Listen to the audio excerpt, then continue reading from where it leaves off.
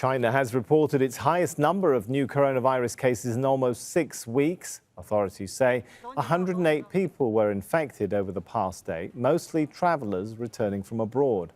While that number is low, it's adding to concerns of a possible second wave of cases. Sarah Clarke joins us now live from Hong Kong. So quite a rise in the number of cases. Does this start to draw some proof to the fears of, well, a second wave?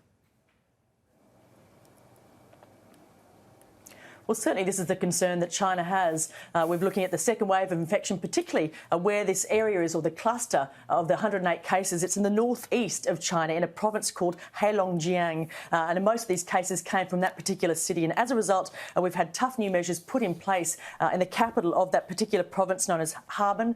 Stay-at-home measures, people being told to stay indoors, as well as a city that borders Russia. Now, all of these travellers, or most of these travellers in this latest cluster of the infections, were coming back over the border from Russia back into mainland China. Now, as a result, all gatherings have been banned, train services have been stopped, and the health checks will now be mandatory for all people coming in from Russia. Now, this is the mandatory coronavirus testing, as well as a 28-day quarantine as a result. Now, as you mentioned, 108 new cases, that's up from 99, but this is where the new battleground is, or certainly the northeast of China is where the government authorities will be targeting. Now, we have been seeing a downward trend of the coronavirus infections in China, and some would suggest it's in a recovery mode, but there have been questions about the calculations and the accuracy, as well as the accounting methods being used on the figures coming out of China. The World Health Organization applauded China's efforts to detect the coronavirus outbreak early, but other countries like the UK and the US have questioned the figures.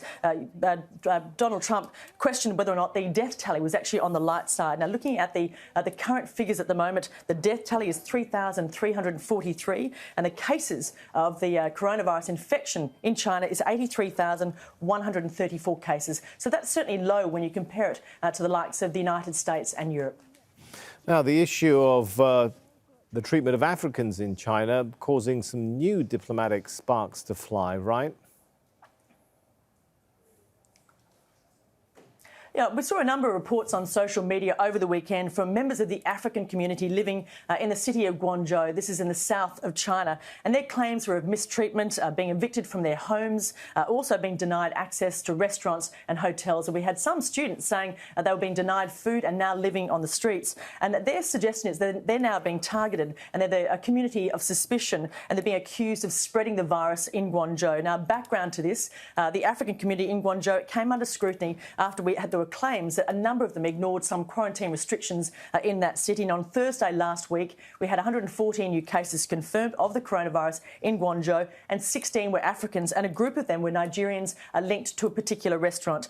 Now, several African nations have now responded to these claims of mistreatment. That's the likes of Ghana, Nigeria, Kenya and Zimbabwe, and they've demanded China act on these claims. Now, on Monday, we've had a response from China. They've said they've denied the mistreatment.